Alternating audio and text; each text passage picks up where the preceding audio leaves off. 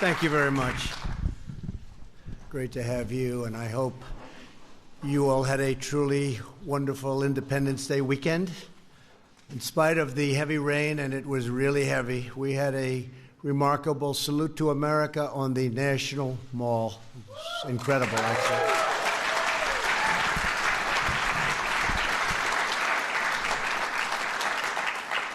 Standing on the steps of the great Lincoln Memorial and looking out on the crowds, these incredible, big, beautiful crowds, braving the weather all the way back to the Washington Monument, we celebrated freedom in all of its magnificence while saluting our great military. It was something really special. And I will say this, it was a wonderful day for all Americans. And based on its tremendous success, we're just making the decision, and I think we can say we've made the decision to do it again next year, and maybe we can say for the foreseeable future.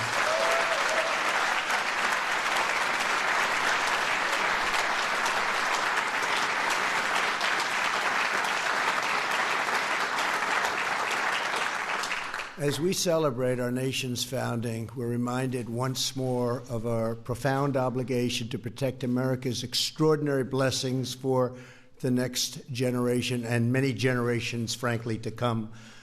Among the heritage we must preserve is our country's incredible natural splendor. That is the shared obligation that brings us together today. We have some incredibly talented people that know environment and what we're doing probably better than any people on earth. From day one, my administration has made it a top priority to ensure that America is among the very cleanest air and cleanest water on the planet. We want the cleanest air. We want crystal clean water, and that's what we're doing, and that's what we're working on so hard. For this afternoon's event, we're pleased to be joined by Secretary Steve Mnuchin. Steve, thank you very much. David Bernhardt. David, thank you. Secretary Wilbur Ross. Thank you, Wilbur. Secretary Alex Azar. Alex, great job. Drug prices are coming down. I see it. Proud of you. Secretary Elaine Chao. Elaine, thank you. Administrator Andrew Wheeler. Andrew, thank you. And Chair of the Council of Environmental Quality, Mary Newmeyer. Thank you, Mary. Thank you very much. In a few moments, we'll hear an update on some of their very important work. Also with us are Senators Kevin Cramer, Steve Daines, John Barrasso. These are three great senators, I might add. Perhaps I'm a little prejudiced because I like them very much, but they're great senators. Thank you. Thank you, fellas.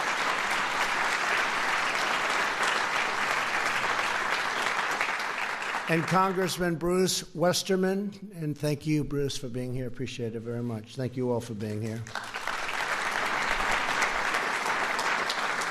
As the cabinet secretaries will tell you, from the very beginning, I've given them clear direction to focus on addressing environmental challenges so we can provide the highest quality of life to all Americans. In addition to clean air and clean water, that means being good stewards of our public lands, prioritizing cleanup of polluted lands that threaten our most vulnerable citizens and threaten them very dearly, and implementing pro-growth policies to unlock innovation and new technologies which improve American life and America's environment. So important. These are incredible goals that everyone in this country should be able to rally behind, and they have rallied behind, and they've rallied behind in a very Republican and Democrat way. I really think that's something that is bipartisan.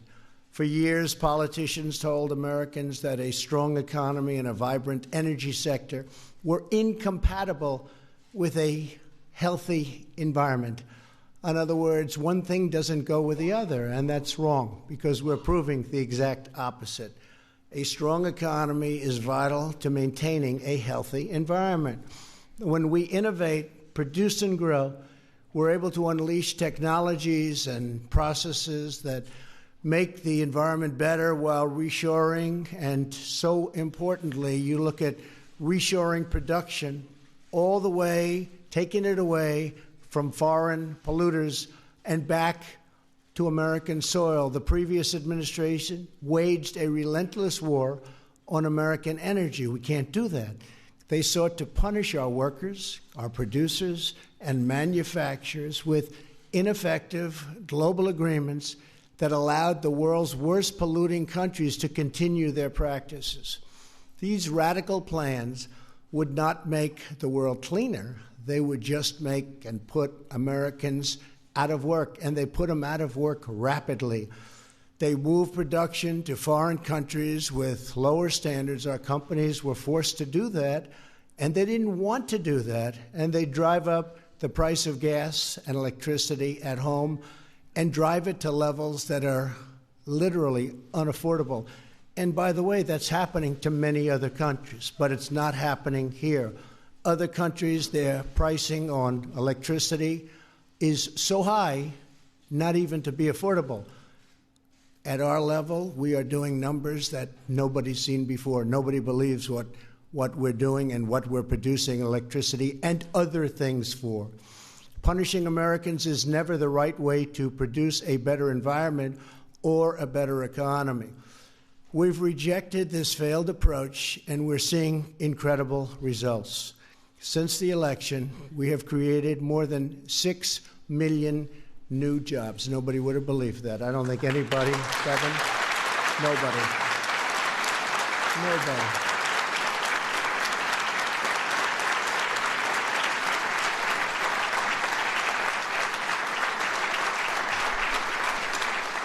If I would have said that during the campaign, it wouldn't have been a pretty picture the next day as I read the headlines. 6 million new jobs. Unemployment has reached the lowest rate in a half a century.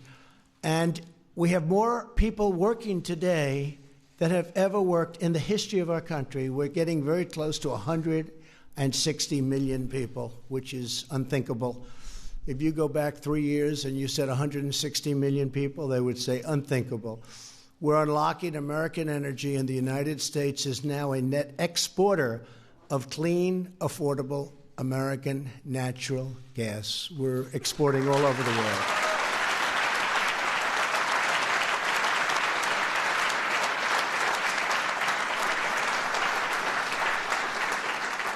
And today, the United States is ranked, listen to this, #1 in the world for access to clean drinking water. Ranked #1 in the world.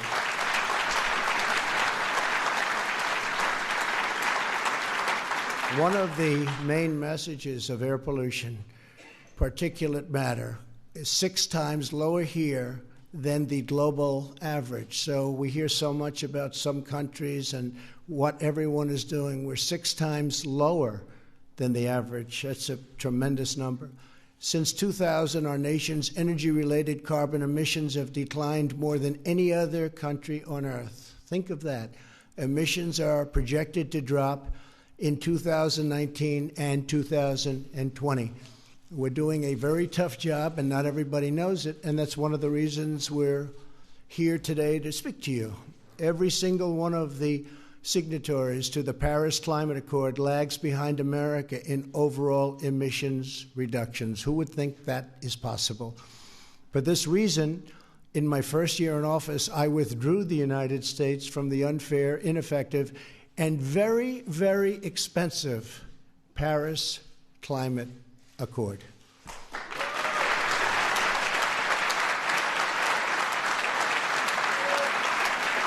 Thank you. Thank you. My administration is now revising the past administration's misguided regulations to better protect the environment and to protect our American workers, so importantly. As an example, there is a very good place for solar energy. I'm a believer in solar energy. It hasn't fully developed. It's got a long way to go, but it's really got a tremendous future. The United States does not have to sacrifice our own jobs to lead the world on the environment.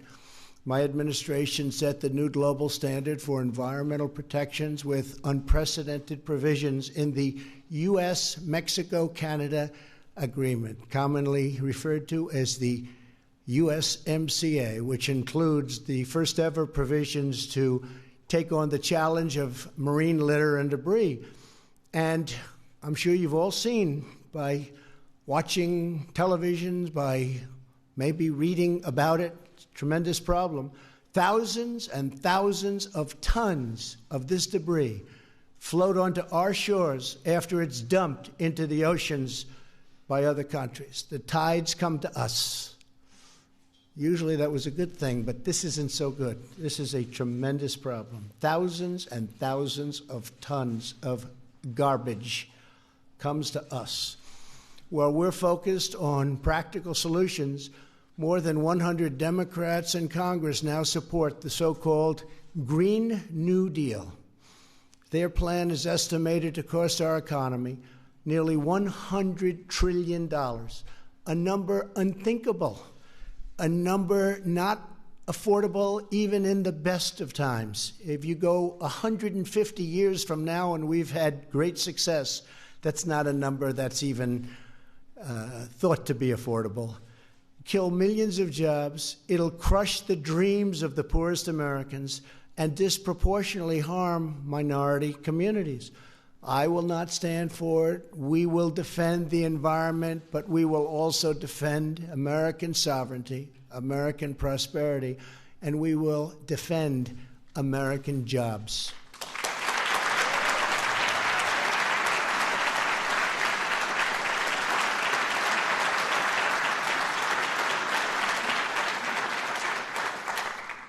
We've refocused the EPA back on its core mission, and last year the agency completed more Superfund hazardous waste cleanups than any year of the previous administrations and set records in almost every year. We have done tremendous work on Superfunds.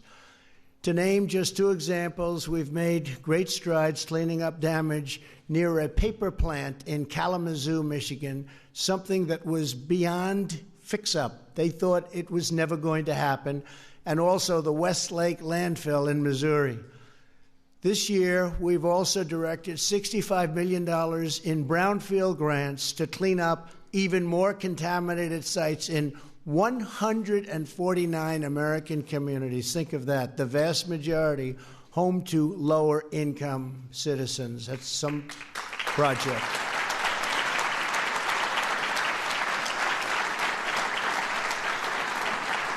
That is some project, and for the first time in nearly 30 years, we're in the process of strengthening national drinking water standards to protect vulnerable children from lead and copper exposure, something that has not been done, and we're doing it. And last month, our EPA took the first major action, nearly 2 decades, to reduce exposure to lead-contaminated dust. I signed America's Water Infrastructure Act along with these great gentlemen right here. We worked very hard on that, very, very hard, and it wasn't easy, to further approve and improve drinking water infrastructure and support other critical projects. Our administration has directed over $500 million to fix Lake Okeechobee, the Herbert Hoover Dike. I was out there 3 months ago with your new great governor and senator, actually, from Florida.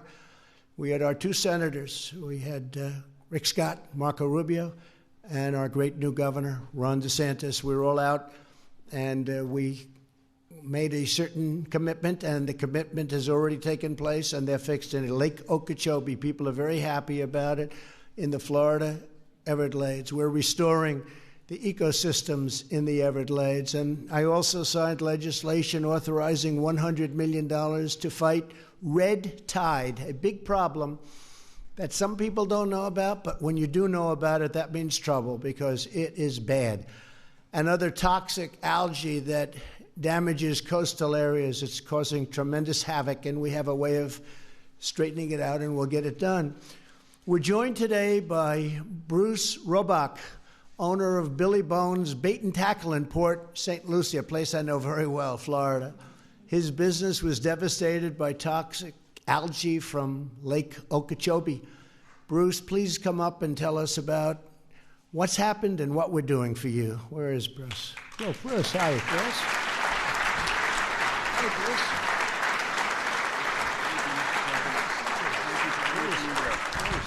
really appreciate it, sir. Thank you very much. Hello, how are you all today?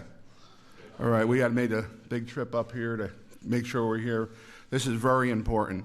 This is my family's business, okay? I've owned the bait and tackle store since 2001 and been in Florida since 2006. I have my son Tanner over here with me. He means the world to me. He's my best friend and my son. He's actually a brain cancer survivor that, you know, he beat it, and now he's 21. And thank you. I wanted to say, thank you. I wanted to say that, Mr. President, you're not only doing a tremendous job all the way around, but you jumping into this environment brings my heart to warmth, knowing that what you're doing is the truth. It's going wonderfully. My business in 2018 was so horrible. I own 2 stores. We closed several days a week because of, you know, the algae and people being frightened if they were afraid to touch the water and everything. I have a marine mechanic, I just wanted to say really quickly, has a bad infection in his arm from the marine algae and stuff. But basically, your completion of this Herbert Hoover dike is going to make a tremendous difference because we can store more water in Lake Okeechobee, safely store it there so the residents that are around there are safe. We care and we're concerned about them, us on the coast, believe me, and that the water does not go into the Caloosahatchee, into the St. Lucie estuary. It's full of contaminants and fertilizers. And Mr. President, you mentioned about the red tide. It is a natural occurrence. This fertilizer and all these contaminants is like a superpower. And we have seen devastation on the West Coast like none other before in 2018. So, I mean, I'm just so grateful for all the work you're doing, sir, and everything, and the Everglades restoration. And also, I heard great news that the dike is going to be finished much sooner, 2022 than expected. So, I personally want to thank you because this year they're not dumping, our businesses are doing better. My wife don't yell at me as much. Well, that always happens. So, yeah, she says to me, "You're going to be by the president talking," and I says, "Oh, I don't need no list or whatever. I got a big mouth. I talk. I don't care. I'm proud. I'm proud of who I am and what I am. I'm a licensed charter boat captain, and I've done it since I'm 25 years old. And I just want to say thank you for the opportunity to speak. Thank you for everything you're doing, sir. I speak for so many people. You bring my heart to warmth for everything you're doing and all the way around. And sir, my nephew, thank you all. My nephew, Kenny Roback, is like my son. He is in South Korea right now in the Army, and he's doing things, and he is so proud of you and those boys. They all just, I've never seen people that are so proud of our president, and I'm amazed. I mean, we stayed up to watch you that day when you got elected. We're like, he's got it. So I'm sorry, I'm telling the truth. Listen, my dad taught me, don't tell no lies, and when you want me to shut up, I will, but I'm telling the truth. And Dad always say, I look a little like Donald Trump. He did a little bit, but you're much handsomer. Thank you. Thank you very much, sir. Yeah, thank you so much. Yeah, I work in the towers over there for South Florida so much. I really appreciate it. Thank you, sir. You have no idea how many people appreciate everything you've done. I mean, thank you so much. Really nice. I really appreciate it. I appreciate it. Thank you very much. And I want to say one final thing. I got a big mouth. God bless America and God bless our president. Give him a hand. Trump 2020. Thank you, Bruce. Wow. Well, that was unexpected. We appreciate it, Bruce. That's better than any speechwriter I could get, right? Who am I going to get like that? I appreciate it. Thank you. Thank you very much, Bruce. Earlier this year, I also signed the Save Our Seas Act to protect our oceans from waste and pollution. To improve water access worldwide, we're supporting the development of breakthrough technologies with the Department of Energy's Water Security Grand Challenge. My administration is strongly promoting bipartisan solutions for conservation, and we're really getting along very well with the Democrats on that one. We're getting things done. This year, I signed the largest public lands package in a decade, designating 1.3 million acres, that's a lot of land, of new wilderness and expanding recreational access. In December, I signed a historic executive order promoting much more active forest management to prevent catastrophic wildfires like those that recently devastated California and Oregon.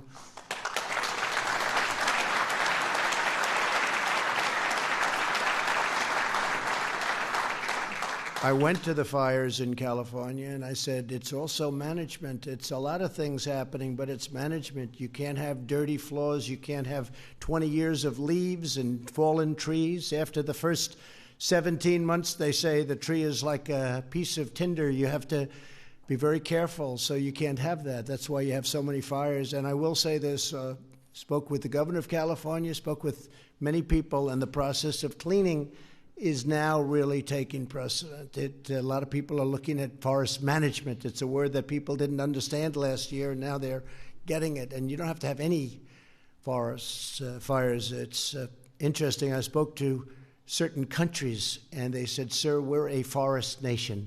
I never thought of a country, well-known countries. We're a forest nation. I never heard of the term forest nation. They live in forests, and they don't have problems. One was telling me that his trees are much more susceptible to fire than what they have in California, but they don't have fires because they manage, they clean, they do what you have to do. There's not so much to burn, and we're going to start doing that. And it's called, remember, management. It's called forest management, so it's a very important term. When I went to California, they sort of scoffed at me for the first 2 weeks and maybe 3 weeks and not so much 4 weeks. And after about 5 weeks, they said, you know, he's right. He's right. So I think you're going to see a lot of good things. It's a lot of area, it's a lot of land, but a lot of tremendous things are happening. We're joined today by Colleen Roberts, a county commissioner from Jackson County, Oregon. Colleen, please come up and tell us a little bit about your approach on forest management and all of the community work you've done. It's been so successful. Please. Thank you very much.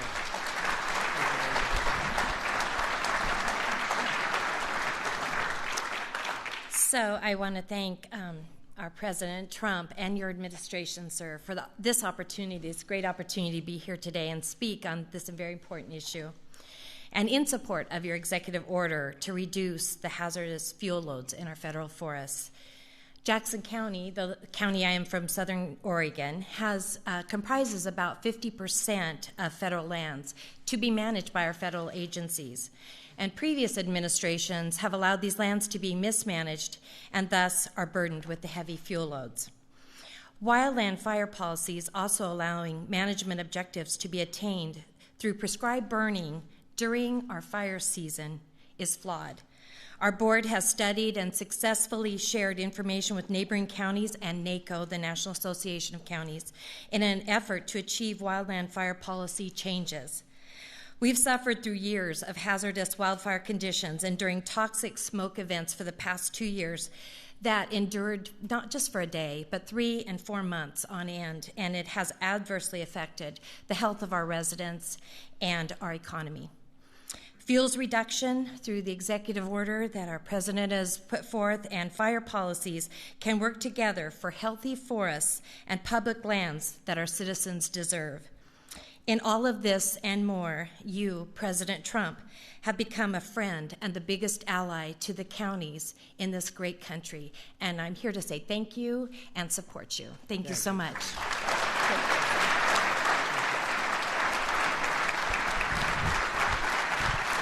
Thank you, Colleen. And I also spoke with the governor of California about helping out with the earthquakes, and we'll be doing that. We're working very closely in California with the various representatives, and we're making a lot of progress. That was something, I was a long time, a lot of shock, a lot of shake, and we are helping out, and so we're working with government. And all across the nation, our policies are ensuring that extreme agendas do not stand in the way of responsible use of public lands. We're getting Washington bureaucrats off of their backs, and we want to make sure that they go out and help our hunters and our fishers and farmers and everyone, and they want to do it. They're going to do it, and they want to do it. Everybody that endures and really loves the great outdoors, in the proud tradition of conservation that the Republican Party inherits from Teddy Roosevelt, we will preserve this land for our magnificent people. That's what we're doing. We're preserving our land. We're making our land better and cleaner and safer. Now I'd like to invite Administrator Andrew Wheeler up. He's at the EPA. He's doing a fantastic job, and he's keeping America clean, and we appreciate it very much. Andrew, please come up.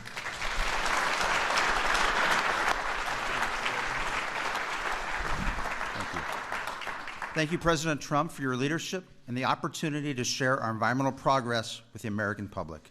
When you asked me to take the lead at EPA 1 year ago, you asked me to do three things: continue to clean up the air, continue to clean up the water, and continue to provide regulatory relief to keep the economy growing. The President knows we can do all three at the same time. And here's the evidence. From 1970 to 2018, U.S. criteria air pollution fell 74%, while the economy grew by 275%. Under your administration, emissions of all the criteria air pollutants continue to decline. For example, yes.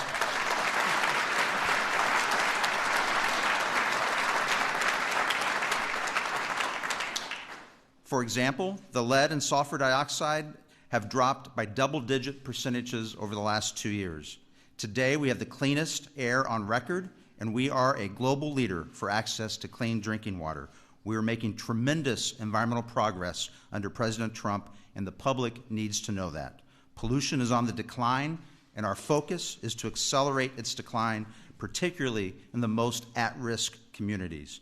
There may be no better example than our renewed focus on Superfund, the federal program that cleans up large, hazardous sites. In the past, it wasn't unusual for a site to sit on the Superfund National Priorities List for decades. We believe that a site on the National Priorities List should be just that, a national priority. Our actions demonstrate that. In fiscal year 2018, we deleted the most sites from the National Priorities List in 1 year since 2005. This year, we are on track to delete even more, breaking that record. We're also reinvigorating our brownfields program, which transforms contaminated sites into community assets. We recently announced nearly $65 million in brownfield grants to 149 communities nationwide. 40% of these communities are receiving brownfields funding for the very first time. And thanks to the President's historic tax reform package, we're prioritizing opportunity zones. Of the 149 grant recipients, 108 have identified sites designated as opportunity zones, including in cities such as Detroit and Green Bay. On air quality, we're helping areas across the country reduce air pollution and meet the nation's air quality standards. On water, we're helping communities modernize their water infrastructure. Since 2017, we've issued 8 water infrastructure loans totaling over $2 billion. These loans will help finance roughly $4 billion in water infrastructure projects and create 6,000 jobs. We've already invited an additional 42 projects to apply for additional funding. These projects will improve water quality for millions of Americans while creating high-paying jobs. We're equally committed to improving the health of our oceans. The USMCA contains an historic first-ever commitment to reduce marine litter.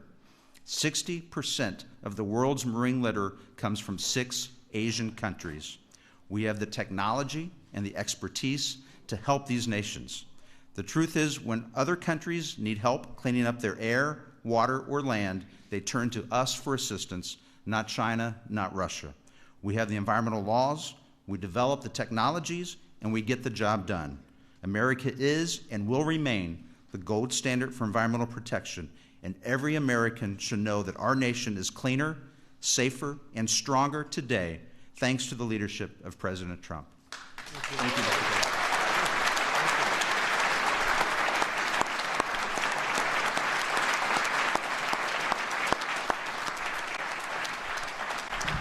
Thank you, Andrew. Fantastic job. Who would have known that, Andrew? I'm glad you finally let people know what we're doing. We're working hard. I think harder than many previous administrations, maybe almost all of them. I'd like to invite Mary Newmeyer to the podium, and Mary has some terrific things to say, and I appreciate you being here, Mary. Thank you very much. Please.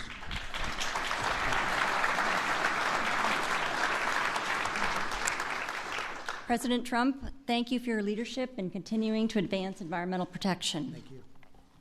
Over the past 2.5 years, President Trump has taken decisive action to address environmental challenges. At his direction, federal agencies are more efficiently implementing air quality standards, more actively managing our nation's forests to improve their health and reduce wildfire risks, promoting reliable water supplies and deliveries in the western United States, increasing federal coordination in the environmental review and permitting process, and efficiently managing federal operations to save energy and water, reduce waste, and cut costs.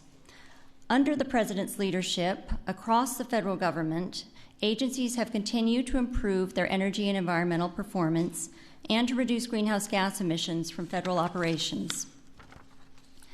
One of the many important areas where President Trump has taken action is with regard to ocean policy. Our country is blessed with some of the most beautiful coastlines in the world. Our beaches are places for our families to enjoy, especially at this time of year.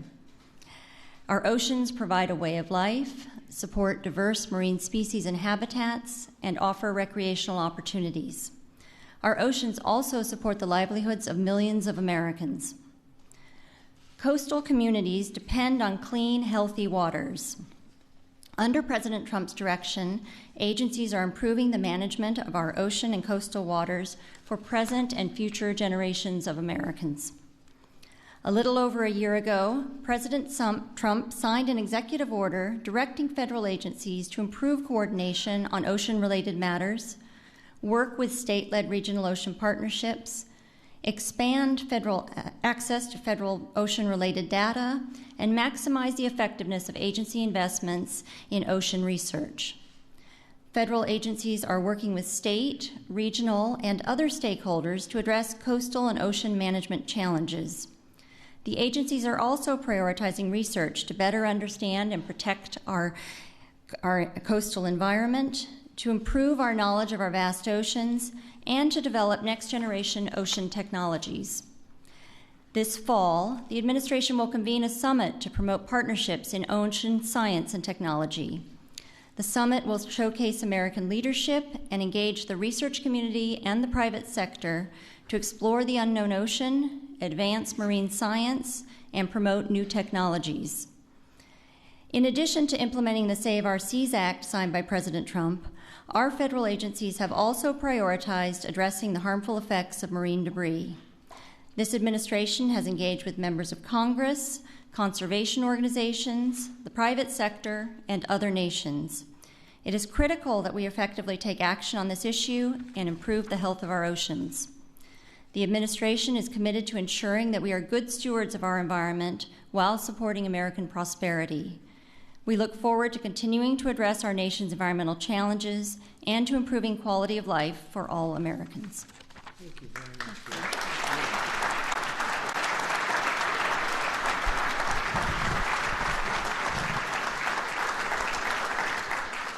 What a great job you're doing. Thank you very much. Appreciate it.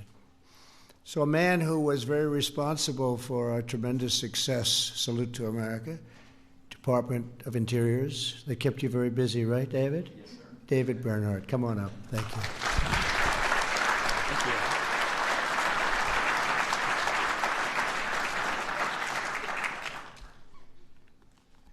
Good afternoon.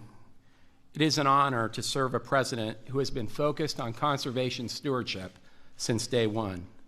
The president mentioned that he signed into law the largest public lands legislation in over a decade. Thank you all on your side. We are aggressively implementing this act, which among other things designated 1.3 million acres of public land as wilderness, as you said. To put that into perspective, 1.3 million acres exceeds the entire size of the state of Rhode Island. Today, the geographic area of our nation's wilderness system is actually larger than every state in the Union except for Texas and Alaska. We are ensuring that future generations receive the benefit of an enduring wilderness system. Mr. President, throughout your term, Interior has also been focused on strengthening the North American wildlife conservation model, which is the best in the world. The model was originally conceived by American hunters and anglers who were the first to crusade for wildlife protection and retain some of today's most important conservation leadership. The success of this model depends on a strong federal-state partnership and the continued commitment and participation of the hunters and anglers. These important relationships were frayed under the prior administration. In contrast, your administration has fostered stewardship collaboration by working with the states, not unilaterally, on our shared mission to conserve fish and wildlife and preserve their habitats for future generations. For example, since 2017 at Interior, we have released 292 million sport fish, which provide recreational angling opportunities while contributing to species restoration and recovery goals. We have removed 325 barriers, opening over 8,000 river miles for native fish through our National Fish Passage Program. Public access and outdoor recreation opportunities are critical for wildlife conservation.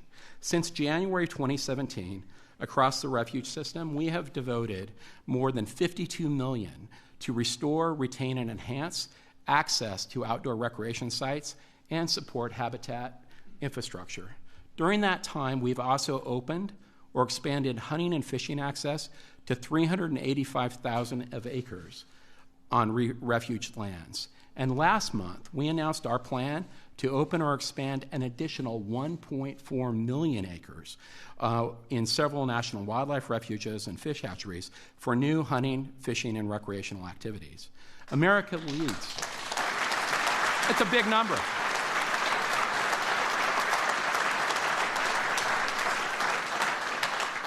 The reality is that America leads the world in wilderness and wildlife conservation efforts.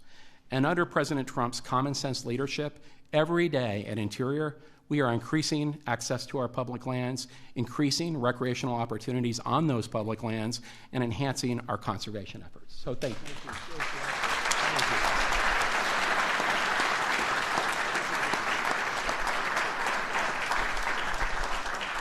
Well, thank you very much, David. I got to know this one, David. You I didn't know, but I got to know this one. He's a tough competitor on the campaign trail. He wanted this position.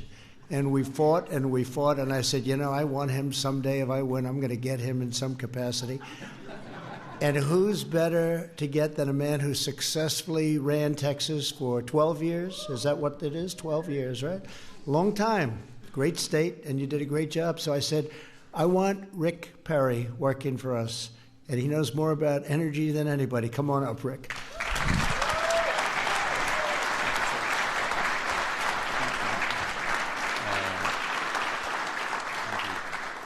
Mr. President, I want to tell you that last Thursday was a big day for me.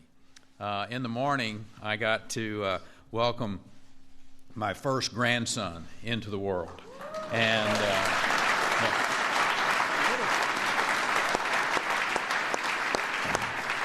that afternoon, I got to watch the President of the United States give one of the greatest history lessons that I've ever seen before, and to celebrate the American military like I've never seen it celebrated for. I am proud to be standing with you, proud to be working in this cabinet with these men and women.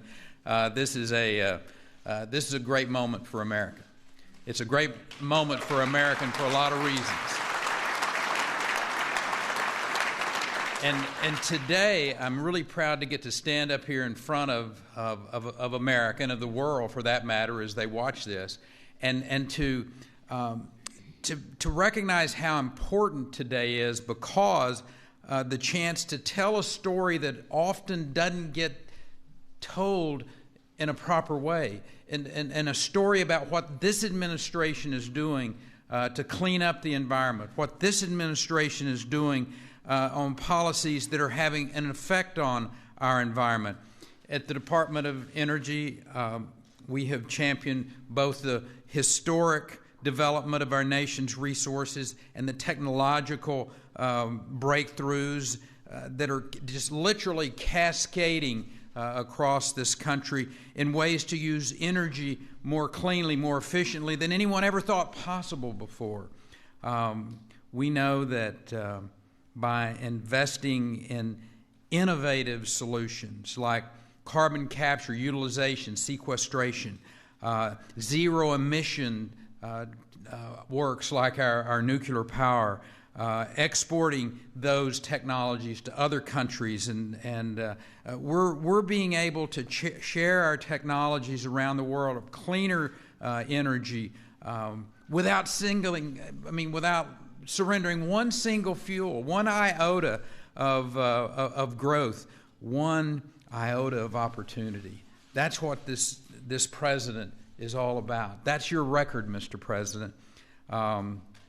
We're seeing on your watch America become the #1 producer of oil and gas in the world.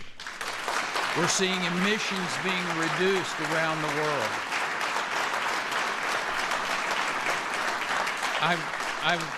I was with some of our friends from the European Union and reminding them about what you're being able to do in this country with the innovation. We're being able to deliver liquefied natural gas to them so they can move away from these dirtier burning old inefficient plants and bring a cleaner environment to those countries. It's our national labs at the Department of Energy. Elaine, we've talked about this, and you've seen this through your years, where this technological revolution that is occurring, and we're not only increasing our energy supply, but we're making it cleaner. We're doing it in a way that the world is enjoying with us. So, and at your direction, Mr. President, DOE launched, as you mentioned earlier, the Water Security Grand Challenge. Using the power of competition, the Water Security Grand Challenge will spur innovation and advances in transformational technology. They're going to meet the global need for safe, affordable, beautiful, crystal clear water.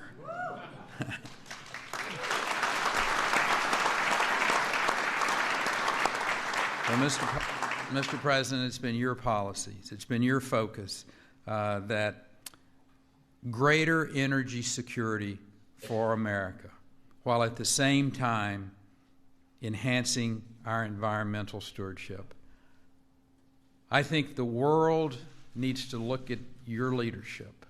Look at what you've done. You know, for too long there's been this conventional wisdom that you got to choose between economic growth and environmental protection. That's a false choice. And it's one that you've talked about, Mr. President. It's always been this country, and this country that leads, just like you reminded people last Thursday, the greatness of America, the innovation of America, and the future of this world will rely greatly upon America and this administration. Thank you, Mr. President, for the opportunity. Yes, sir.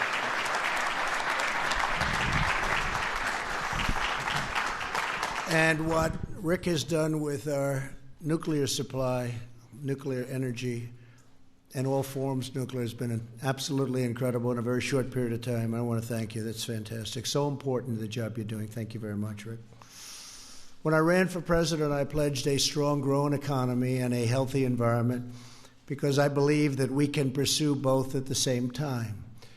We have only one America. We have only one planet.